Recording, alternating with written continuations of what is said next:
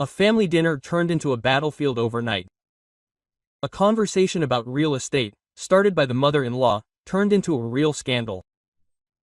The husband, unable to contain his emotions, jumped up from his seat and shouted, "When my mother told you to give your second apartment to my sister with 3 children, you should have answered, yes." The next moment, a pot of hot borscht flew across the table. The woman froze, but only for a moment. Good day, dear listeners. I am glad to welcome you to my channel. I present to you a new interesting story. Enjoy listening.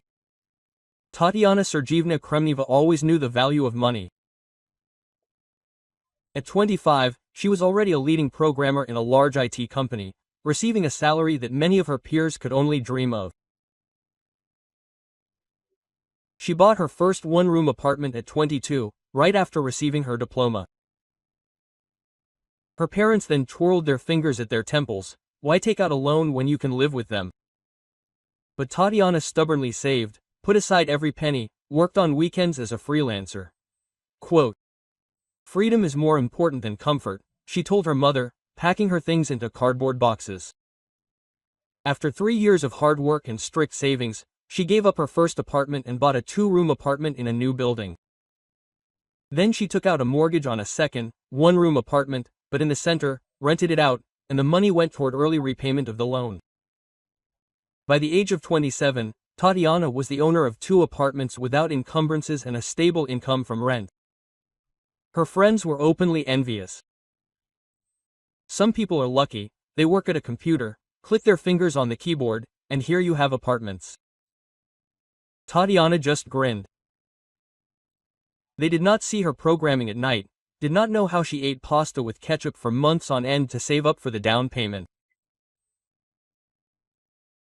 They did not see how she learned new technologies while they watched TV series or went to clubs.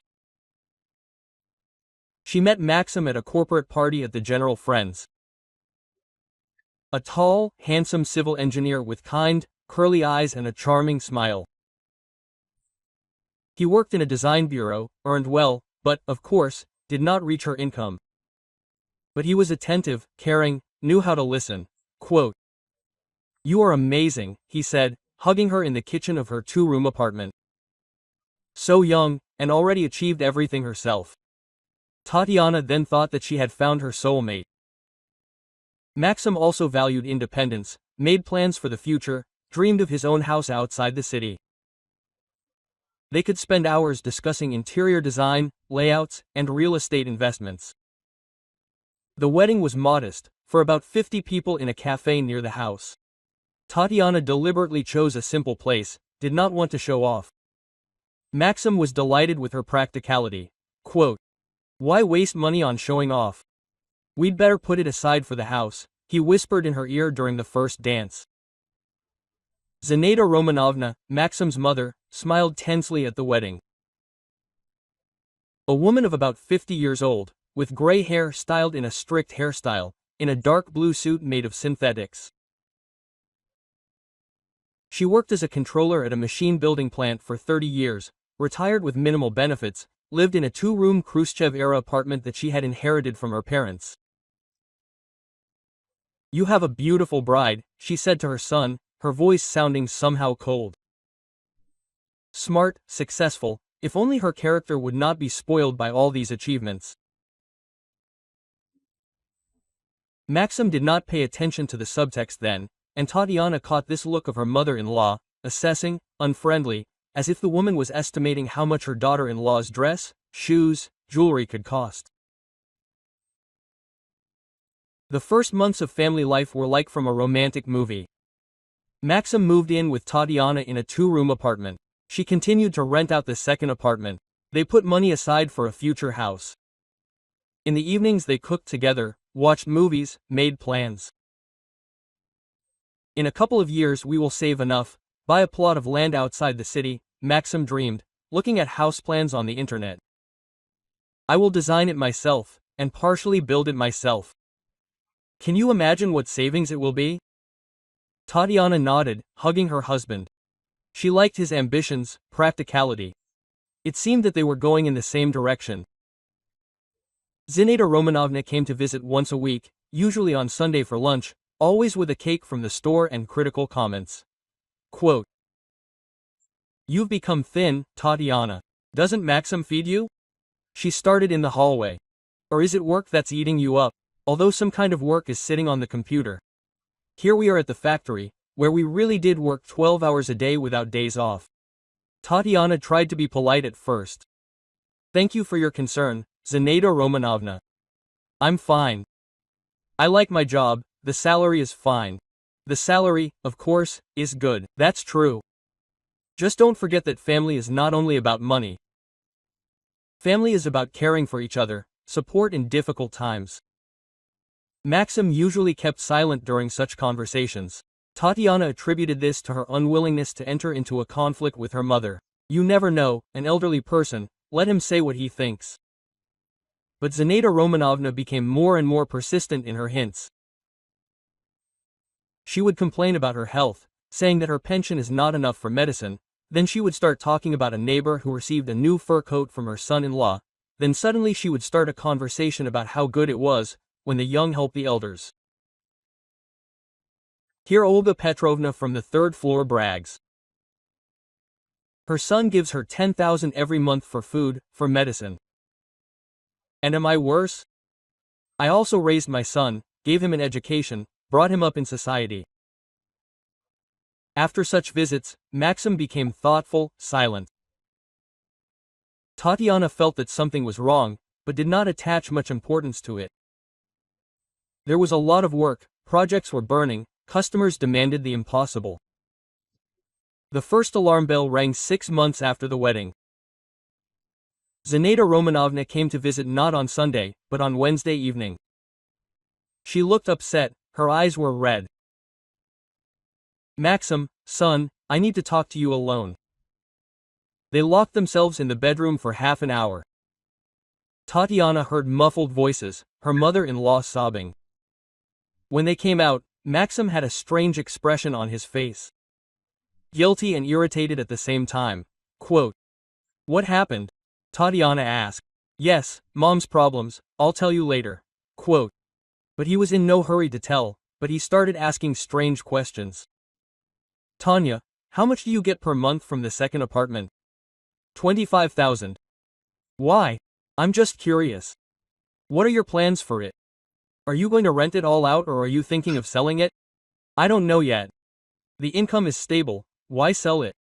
Maybe in 10 years, when we're saving at home." Maxim nodded, but something in his gaze changed, as if he was calculating something in his mind, counting. A week later, Zinaida Romanovna appeared on the threshold again, this time with a large bag and red eyes. "Maxim is home, I really need to talk to him. We have a family problem." It turned out at dinner that Oksana, Maxim's sister, had a broken marriage. Her husband left her for his mistress, leaving her with 3 children in a rented one-room apartment.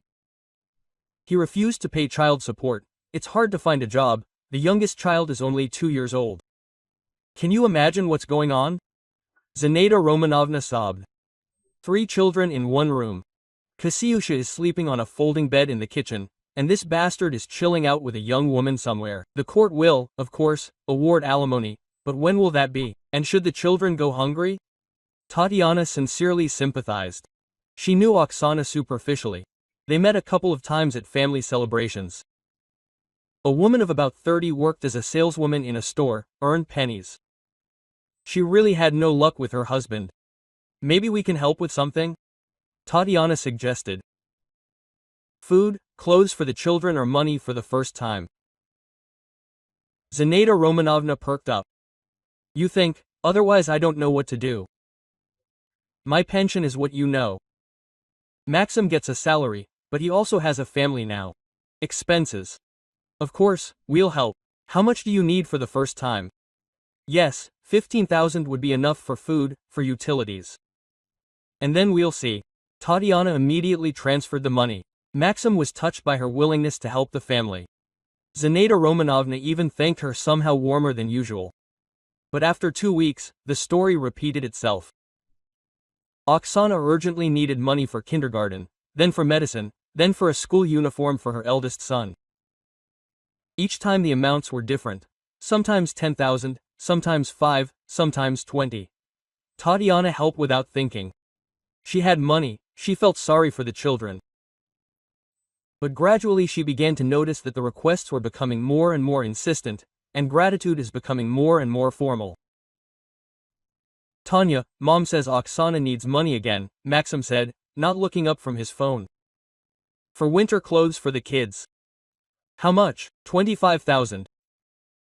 That's almost your monthly salary. Well, yes, but you have other things too. This is my family, my sister, my nephews. Quote. New notes appeared in Maxim's voice. Resentment, reproach, as if Tatiana was obliged to help his relatives simply by virtue of her marriage. At this time, Zenita Romanovna carefully but persistently began a new line of conversation. In the kitchen, when Maxim went out for a smoke, she confidentially said to her daughter-in-law, "You know, Tatiana, I'm wondering if we're really going to beg for money all the time? It's somehow humiliating. Look, your apartment is empty, you take money from it every month, and Oksana's children are hanging around in the corners." Quote. What do you mean, Zenita Romanovna? Yes, I think so out loud. After all, a family should help each other. Not just with money, but with real help. Tatiana ignored these words then, but the seeds were sown, and Zenita Romanovna patiently, day after day, watered them with her hints, reproaches and tears. Zenita Romanovna was an experienced manipulator, although she would never call herself that. She believed that she simply cared about her family, about justice. 30 years of working with people, first at the plant, then in the board of directors, taught her to feel human weaknesses and push the right buttons. After that conversation in the kitchen with Tatiana, she understood, you can't take the fortress with a direct attack. The daughter-in-law is too independent, too self-confident, but she has a weak spot, Maxim. And through her son, she can get to the coveted square meters. It began, Zenita Romanovna from the small. She called Maxim every morning on the way to work. Son, good morning. How are you? How is Tatiana? The voice is caring, motherly. Listen, Oksana called yesterday evening, crying. The landlady wants to evict us, says it's too noisy with the kids. Where will they go? I have no idea. At first, Maxim only sighed.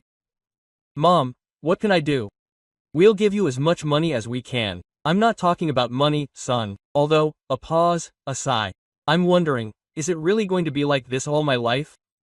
Your sister is wandering around with the kids in strange corners, and you and Tatiana have an extra apartment just sitting idle, with strangers living in it. Mom, this is Tatiana's apartment. She bought it before the wedding. And now you're a family. What does it mean? Family, son, is when everything is shared, when you stand up for each other like a mountain. After such conversations, Maxim would come home thoughtful. Tatiana would notice, but she would attribute it to fatigue. His workload increased. The company won a big tender. He had to design almost until night. Zenita Romanovna took the blows systematically. On Monday, a call about Oksana. On Tuesday, she came to visit with a cake and stories about how the neighbors were helping their relatives with housing. On Wednesday, another call, this time with complaints about her health. Maxim, my heart seized up at night. I thought, that's it, the end. And do you know what I thought? That I won't see my nephews grow up in normal conditions. Kasiusha will go to school next year. And where, to what area will they be resettled if the landlady kicks them out? Mom, don't get worked up. They'll find something. Of course they will. Some basement or a room in a communal apartment with alcoholics. It's not the children's fault that their father is a scumbag. Maxim began to change after about a month of such treatment. Tatiana noticed that her husband had become irritable, absent-minded, and in the evenings he would smoke for a long time on the balcony, staring at one point. He answered her questions in monosyllables. Maxim, what's wrong with you? Problems at work? Quote, no, everything's fine. Then what? I feel like you've been completely in yourself lately. I just think a lot about life, about family. What kind of family? About ours, about mom, about Oksana, about whether we're living right. Tatiana became wary. What does right mean? It seems like we're not bothering anyone, not offending anyone. It depends on how you interpret it. We're not offending anyone. New intonations sounded in her husband's voice, reproach, discontent. Tatiana tried to find out the details, but Maxim withdrew. Meanwhile, Zinaida Romanovna was moving on to the second phase of the operation. Now she attacked not only with morning calls, but also with evening visits. She came when Tatiana was at home and acted out heartbreaking scenes in front of her. Maxim, son, I don't know how to explain to Oksana that we can't help. Yesterday, the youngest got sick, temperature is almost 40, and there is no money for a doctor. Everything went on rent. Kasiusha asks, Grandma, why can't we live normally, like other children? What to answer her? And then, as if by chance, she added, it's good for those who have an extra living space in abundance. They rent to strangers, get money, and their own blood suffers. After such visits, Maxim became gloomy and aggressive, began asking Tatiana strange questions. Have you ever thought that the way we live is wrong? In what sense is it wrong? In the sense that we have everything, but our relatives have nothing. Maxim, we help Oksana with money. Every month we transfer 20–30,000 in money, the husband snorted. And what's the point? It still goes to rent. It's a vicious circle. And what are you suggesting? I'm not suggesting anything, I'm just thinking. Quote. But he wasn't thinking on his own. Every day Zinaida Romanovna threw him new portions of thoughts. She would bring a newspaper article about how important it is to help large families, or she would tell him about a TV show where they discussed housing problems. Maxim, did you see the story on TV yesterday about a family with 4 children who live in a one-room apartment? And you know what the worst thing is? My father has a brother who has 2 apartments. But he refuses to help, everyone speaks for themselves. What kind of selfishness is that, really? Yes, Mom, selfishness. That's what I'm saying, a family should be one whole. If one has something extra, and the other doesn't have the necessary, it's wrong. It's not Christian. Maxim nodded, absorbed every word, and at home he began to look at Tatiana with different eyes. She noticed these looks, evaluating, almost hostile. After 2 months of such treatment, open conflicts began in the house. Maxim began to find fault with little things. Why is dinner not ready? Why is the apartment not clean? Why is so much money spent on food? We spend 50,000 on food every month, he was indignant, pointing to the receipt from the supermarket. And Oksana and the children live on 20,000 the whole month. Maxim, we buy quality products, and then we have money. Why should we deny ourselves? There is money, we have it, and others do not. And it doesn't matter that the children do not have enough to eat. What children do not have enough to eat? We help Oksana. Crumbs. We give her crumbs, and we ourselves live like kings. Tatiana did not understand where her husband got such anger from. He used to be proud her success, was happy about their financial stability, and now he seemed to consider wealth a sin. Zinaida Romanovna felt that things were moving in the right direction. Her son had become an ally. All that was left was to finish off the fortress with a final assault. She began the third phase. Direct attacks on Tatiana. Tatiana, my dear, I need to have a heart-to-heart talk with you, like a woman to a woman. They were sitting in the kitchen. Maxim went to the store. Zinaida Romanovna sipped her tea, choosing her words. You see, I can see that Maxim is worried. He's suffering. He's a good boy, conscientious. He can't live peacefully when his family suffers. Zinaida Romanovna, we help as much as we can. With money, yes, but that's not a solution to the problem. Oksana is on edge every month. Will there be enough for the rent? Will they kick her out? The children feel this instability, they're nervous. What do you suggest? I'm not suggesting anything. It's none of my business.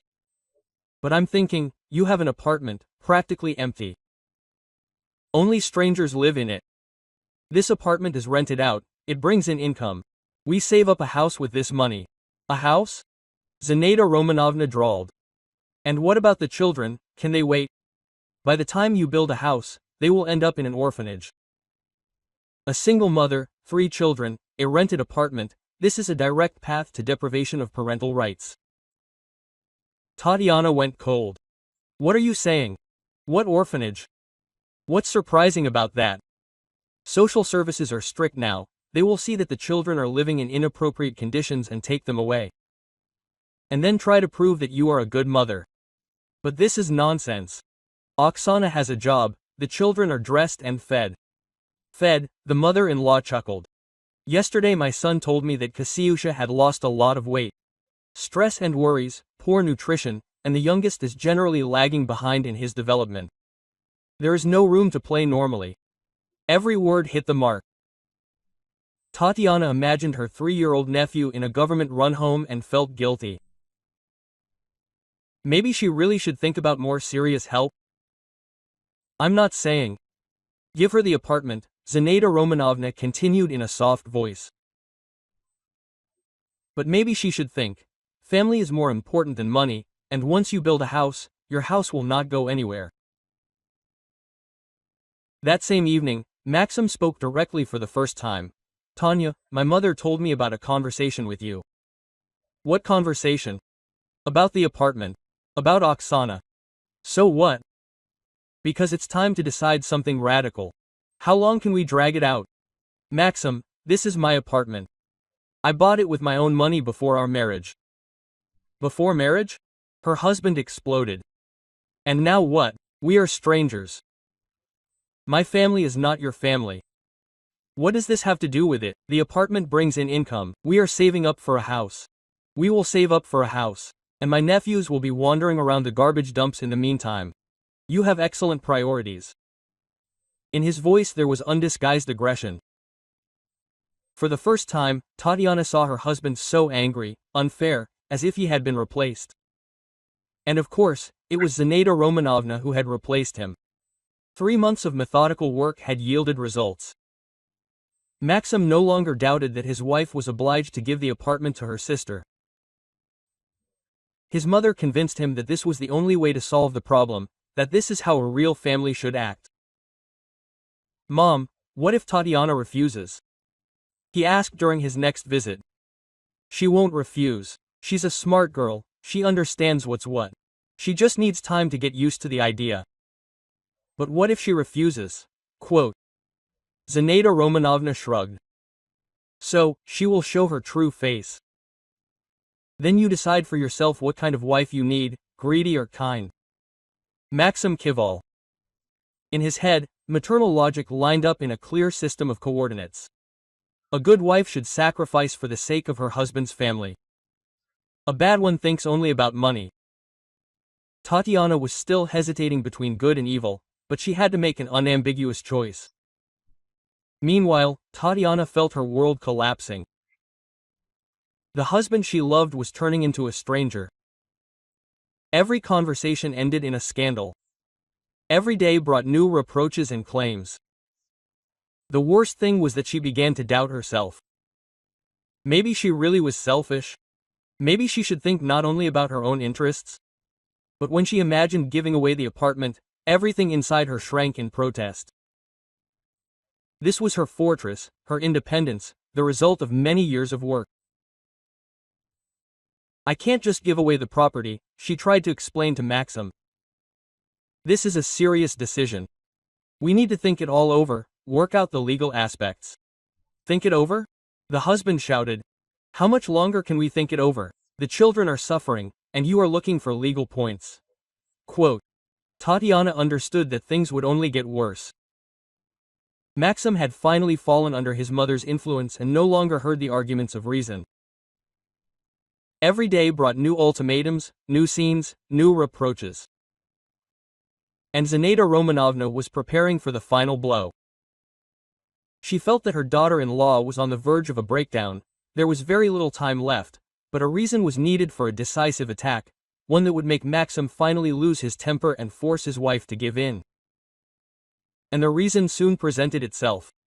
November turned out to be gray and chilly. Tatiana returned from work tired. The project was due by the end of the month. She had to stay late.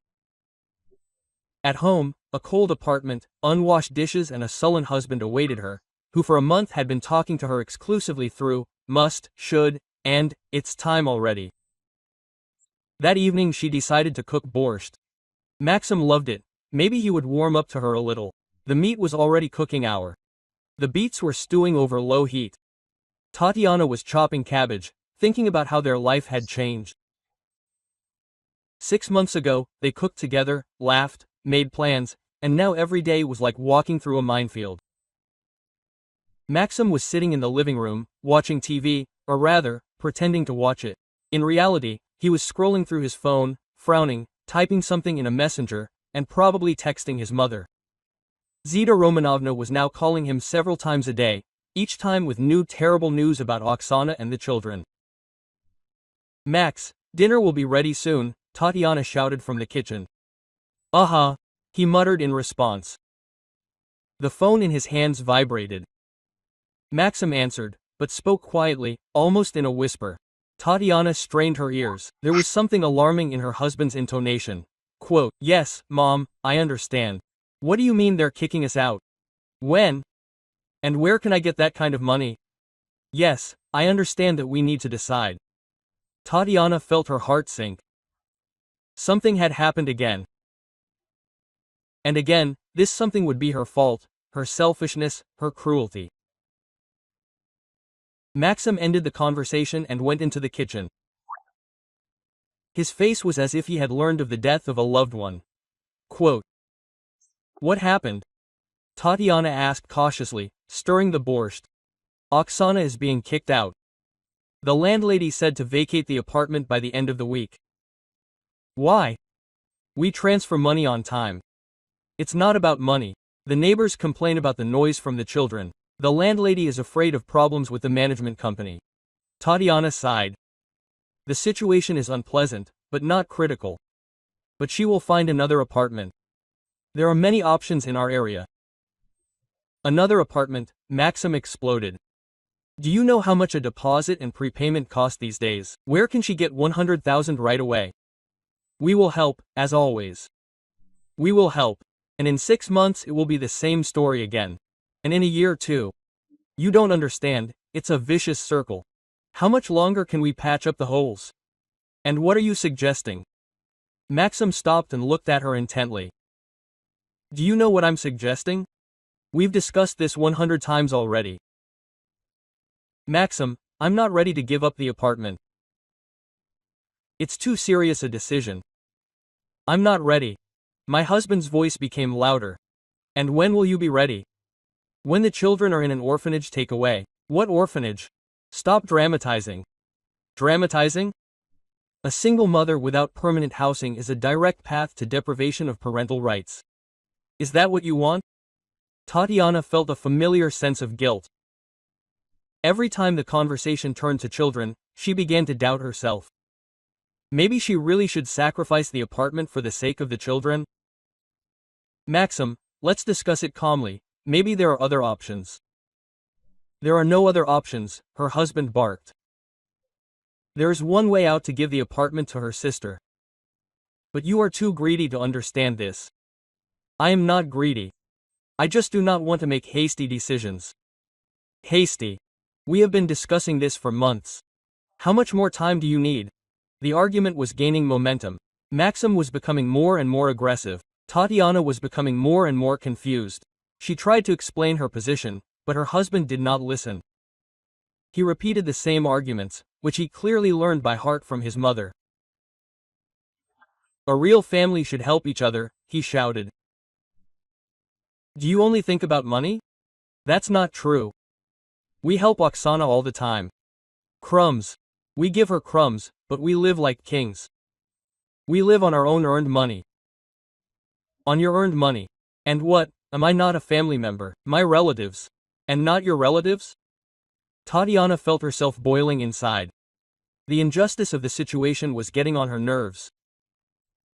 She worked, earned money, bought real estate, and now she has to give it away simply because her mother-in-law decided so. Maxim, this apartment is mine. I bought it before the marriage with my own money. Legally, you have no rights to it. Legally. The husband's voice broke into a scream. So, for you, legal rights are more important than family. It is important for me not to make decisions under pressure. Under pressure, children end up on the street, and you talk about pressure. What children on the street? We will find Oksana another apartment. With what money? My salary is 30,000, she has 15. Where can I get collateral? I will give money for bail, as always. And what in 6 months? Will you give it again? And in a year? And when are we going to build the house? Tatiana felt that the conversation was going in circles. Maxim did not hear her arguments, did not want to look for compromises. He demanded only one thing, complete capitulation. Maxim, let's talk calmly tomorrow. Now we are both emotional. Tomorrow? Again tomorrow? And what today? Let the children sleep under the bridge. They are not being kicked out today. There is time until the end of the week. There is time. Her husband's voice became completely angry. It is easy for you to talk, there is time. You have 2 apartments. Aren't you afraid? What does my apartments have to do with it? Considering that you can afford the luxury of choice, and the children cannot. Tatiana felt that her patience was running out. Months of constant pressure, reproaches, accusations of selfishness. All this had accumulated and was ready to spill out. Maxim, stop yelling.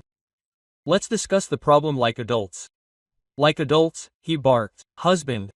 In an adult way.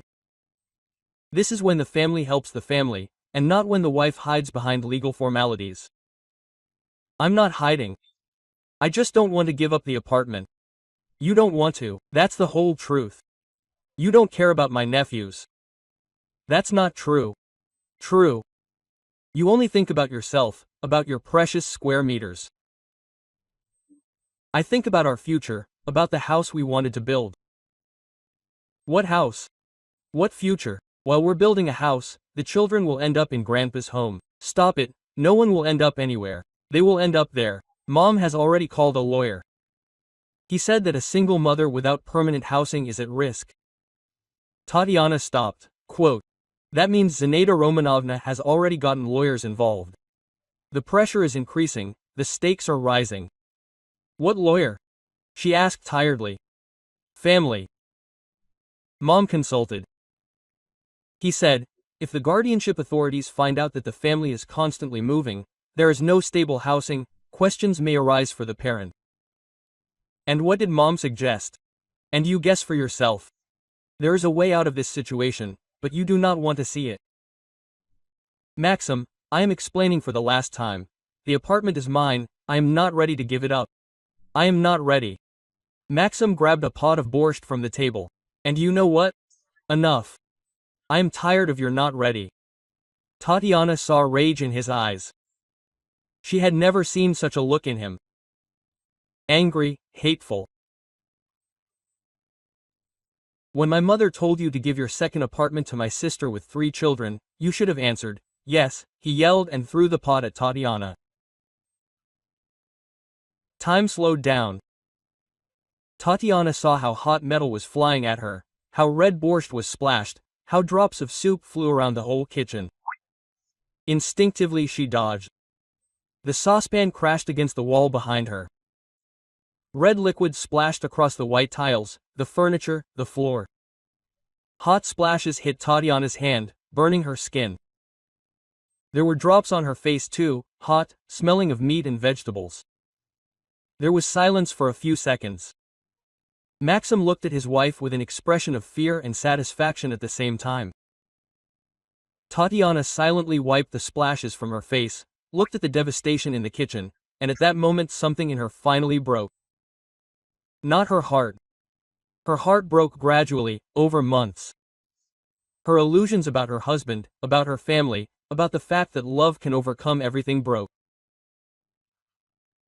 A man who throws a hot saucepan at his wife, demanding that she give her property to his relatives, is not a husband, he is a stranger, an enemy. Tatiana wiped the last drops of borscht from her face and smiled coldly. Okay, darling, tomorrow I'll start drawing up the paperwork. Maxim was taken aback.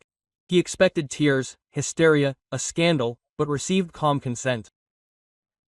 Did he finally get through to her conscience? Really? He asked hopefully. Really, tomorrow I'm going to see a lawyer. Tatiana, you can't imagine how happy I am. Mom will be delighted. Yes, Mom will be pleased. Maxim did not catch the icy notes in his wife's voice.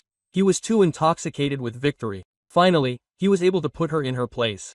Finally, she understood that family is more important than money. I'll call my mom now and tell her, he said happily and went into the room to get the phone. And Tatiana was left standing in the kitchen, covered in borscht. The red stains on the walls looked like blood, and in a sense it was blood. The blood of their marriage, their love, their common future. The next morning, Tatiana really did go to a lawyer, but not the one Zinaida Romanovna had recommended, her friend Dmitry Anatolievich Sokolov, who had helped her formalize the purchase of apartments. Good afternoon, Tatiana Sergeevna. What brought you to me? Dmitry Anatolievich, I need to urgently sell an apartment. Which one of the two? The one that is rented out. A one-room apartment in the center. I may ask the reason.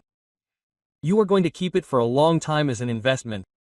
Tatiana briefly explained the situation. The lawyer listened attentively, nodding occasionally. I see. What are the deadlines? As quickly as possible. How much can I realistically sell for?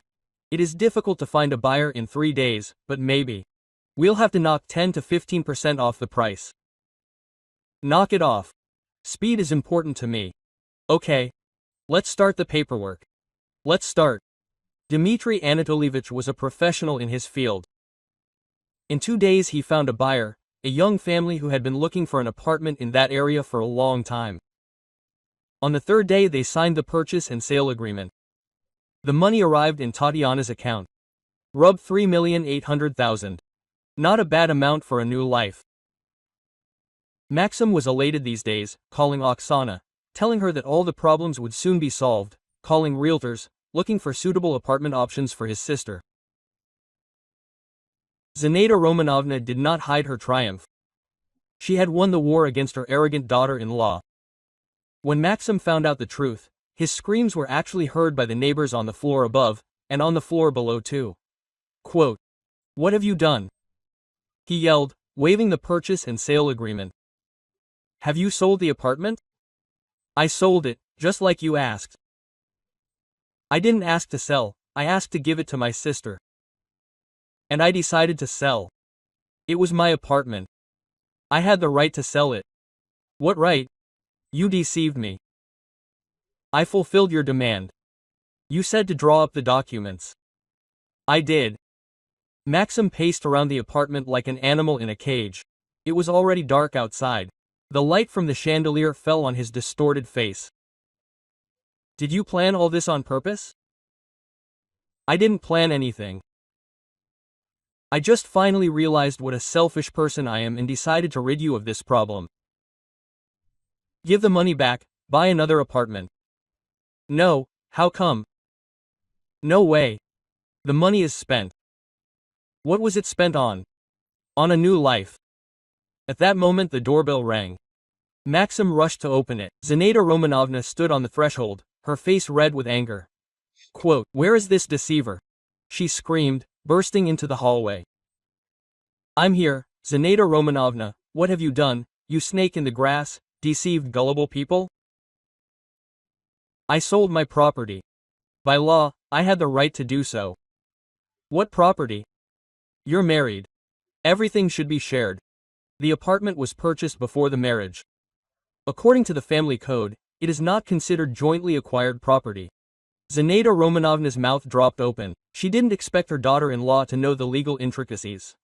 Quote, "A fraud, a thief," the mother-in-law screamed. "I deceived the family. I didn't deceive anyone. Maxim asked me to draw up documents for the apartment. I drew up documents for the sale. Did you know what we meant? I knew that you wanted to get my apartment for free, but I decided that selling it was a more honest option." The scandal continued until midnight. The mother and son shouted, threatened, demanded that they return the money. Tatiana answered calmly, referring to the laws and her rights. By the morning, their voices had died, but Tatiana's decision did not change one iota. Quote, "Tomorrow I'm filing for divorce," she said when Zinaida Romanovna finally left. "You don't dare?" "I dare. And you know what, Maxim? I have a recording of yesterday's conversation in the kitchen. The entire scene with the saucepan was recorded on a phone." Maxim turned pale. "What recording?" "Domestic violence. Attempted bodily harm. The court will take this into account when dividing the property." "Did you record this on purpose?" "No, the phone was on the table. The recording turned on by accident, but it turned out to be very telling." Maxim realized that he had lost once and for all. A week later, Tatiana filed for divorce in the district court. Dmitry Anatolievich took it upon himself to represent her interests. Over the years of cooperation, they became not just a lawyer and a client, but trusted each other. "The audio recording is a very strong trump card," he said after listening to the file from Tatiana's phone. "The courts now take domestic violence seriously, plus coercion to alienate property." This is also an article. Dmitry Anatolievich, I do not want revenge, I just want justice. Justice will be. According to the law, the apartment in which you live is subject to division in half. It was purchased during the marriage. But given the circumstances of the case, you can claim a larger share. And what about Maxim? He has the right to half of the apartment where you now live. This is about 155 million. If you're lucky, less. Maxim tried to find a lawyer, but good specialists were expensive, and the engineer's salary did not allow such expenses. In the end, he turned to a lawyer he knew, Zinaida Romanovna, a semi-literate pensioner who had once worked in the plant's legal department. "Don't worry, son," his mother reassured him. "Justice will prevail. The court will see how greedy she is and will punish her." Quote, Zinaida Romanovna was confident of victory. In her worldview, wives were obliged to obey their husbands and their families, and the courts were obliged to protect traditional values. The first hearing was scheduled for December. Tatiana came with Dmitry Anatolievich, Maxim with Uncle Tolia, the factory lawyer. Zinaida Romanovna sat in the public hall, her lips pressed into a thin line. The judge, a woman of about 50, carefully studied the case materials. The application for divorce between Kremneva Tatiana Sergeevna and Kremnev Maxim Olegovich is being considered. The plaintiff insists on divorce and division of property. The defendant objects to the divorce and challenges the division. Please state the plaintiff's position. Dmitry Anatolievich stood up. Your Honor, the marriage between the parties has effectively ended. The defendant used psychological and physical violence against the plaintiff, forced him to alienate premarital property in favor of third parties. As evidence, I present an audio recording of the conflict, during which the defendant threw a pot of hot food at the plaintiff. The recording was turned on. Every word could be heard in the courtroom. Maxim's screams, his demands to give up the apartment, the sound of the pot hitting the wall. The judge listened attentively, sometimes raising her eyebrows. Quote, "Does the defendant acknowledge the authenticity of the recording?" she asked. Uncle Tolia stood up. Quote, Your Honor, this was a family conflict. My client was worried about the fate of his nephews. Emotions got the upper hand. Emotions do not justify violence, the judge dryly noted. The defendant's position regarding the division of property. We demand that the sale of the apartment by the plaintiff be declared invalid. She acted fraudulently, misled her husband. On what grounds? She promised to transfer the apartment to her husband's relatives, but instead sold it. The wife had the right to dispose of premarital property at her own discretion. There are no other arguments. Uncle Tolia was confused. Zinaida Romanovna hissed advice to him from the back row, but he did not know what to say. The trial lasted 2 months. During this time, the circumstances of the lives of all participants in the drama changed dramatically. Maxim, left in his wife's apartment without her financial support, quickly felt the difference between life with a successful wife and life on one salary. Utility bills ate up a third of his income. There was little left for food. He had to forget about restaurants, cinema, quality clothes. Zinaida Romanovna moved in with her son. Her pension was not enough for a separate life after the help from her daughter-in-law stopped. Mother and son huddled in a 2-room apartment, constantly arguing about money and household problems. He brought it to good. The mother-in-law nagged every day. He lost such a wife. Apartments, a good salary, help for the family, everything was there. And what did you do? He brought us to divorce. Mom, you were the one who talked me into it, Maxim snapped. I wanted the best. I thought she was a decent person, she valued her family. But she turned out to be smart, and you're a fool, you missed out on such wealth. Oksana and the children were still wandering around rented apartments. Her brother could no longer help even with a symbolic amount. He himself was barely making ends meet. Moreover, now Zinaida Romanovna was living off him, increasing her expenses. Maxim, I don't have enough to pay for housing, my sister complained on the phone. Oksana, I have problems of my own. I'm getting divorced, the court, a lawyer costs money. And help from Tatiana. What help? She sold the apartment and filed for divorce. How did she sell it? And what should I do with the children? I don't know, Oksana, I don't know. Oksana realized that she could no longer count on anyone. She got a second job, cleaned offices at night, slept 4 hours a day. The children hardly saw their mother. The younger one started getting sick from lack of attention, the middle one, fighting at school. Meanwhile, Tatiana was setting up a new life, renting an apartment in another area, changing jobs for a higher-paying position in an international company, signing up for English courses, going to the gym, and starting to read books that she hadn't had time for before. How are things with the divorce? Dmitry Anatolievich asked during a break between meetings. Normal. I want to close this stage as soon as possible. I understand. By the way, do you have any plans for the future on a personal level? Tatiana looked at him carefully. Dmitry Anatolievich was a man of about 40, divorced with an adult daughter, smart, successful, with a sense of humor. It's too early to think about it. Take your time, but when you're ready, I'll be happy to invite you to dinner as friends. Of course. Tatiana smiled. After months of living with an aggressive, demanding husband, it was nice to communicate with a man who treated her with respect. The final hearing took place in February. The judge announced the decision. The marriage between Kremniva TS and Kremnivo Mo is dissolved. The 2-room apartment at the address is to be divided proportionally. The plaintiff gets 70%, the defendant gets 30%. The fact of domestic violence and coercion to alienate property is taken into account. Maxim turned pale. You are a little over $1 million. For that kind of money in Moscow you can only buy a share in a communal apartment. Quote, Your Honor, this is unfair, Uncle Tolia jumped up. The decision was made taking into account all the circumstances of the case. The hearing is over. Quote, Zinaida Romanovna ran out of the courtroom in tears. Her plan had failed completely. Instead of a free apartment for Oksana, the family received poverty and shame.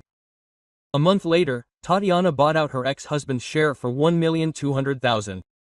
This was more profitable than selling the apartment and dividing the money. Maxim agreed immediately. The money was needed urgently. He used this amount to buy a 1-room apartment in a residential area. Zinaida Romanovna moved in with him. Her pension was still not enough for a separate life. Mother and son lived in cramped conditions, constantly arguing. "This is what they brought us to," Zinaida Romanovna lamented every evening. "We lived like people, and now we are huddled in a kennel." "Enough," Maxim exploded. "I came up with it all myself, and now I have to clean up the mess myself. I tried for the family, I wanted to help the children, I helped. Oksana is now left without any help at all. And I live in poverty." By the age of 40, Maxim had truly turned into an embittered loser. He worked in the same position, received the same salary, but his standard of living had fallen dramatically. Colleagues knew about his divorce, sympathized, but few wanted to communicate with a constantly dissatisfied man. His personal life was not working out. Women his age were looking for wealthy partners, and he could only offer a one-room apartment with his mother and a modest salary. His story of divorce and domestic violence scared younger people. Zinaida Romanovna had aged 10 years in a year. Her gray hair had thinned, her back had become bent, and her face had become covered with deep wrinkles. Instead of triumph over her rich daughter-in-law, she had received poverty and loneliness.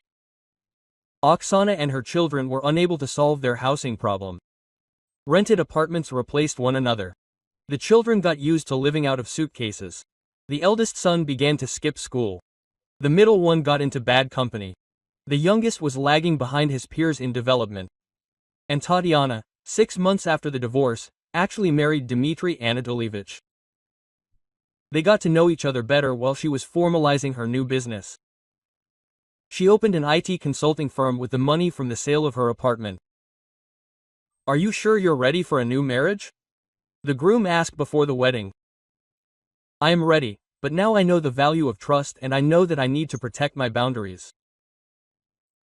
I would never demand that you give up your property to my relatives. And if I did, I would be refused." And fair enough.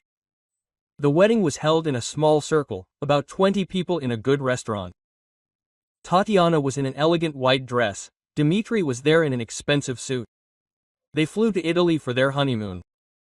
With the money from the sale of their first apartment and the income from their business, they bought a house in a village near Moscow. Not a huge mansion, but a cozy cottage with a plot of land, a garage, a bathhouse, exactly the kind that Tatiana dreamed of with her first husband. Zinaida Romanovna sometimes saw her former daughter-in-law in a store or on the street. Tatiana looked happy and rejuvenated. Good cosmetic procedures, expensive clothes, a confident gait. There was often an elegant man nearby who treated her like a queen. "I saw your ex," Zinaida Romanovna told her son after such meetings. "So what? She's in bloom, walking around in a new fur coat. An expensive car. They say she's married again. To whom?" "To the lawyer who testified against us in court. Rich, apparently.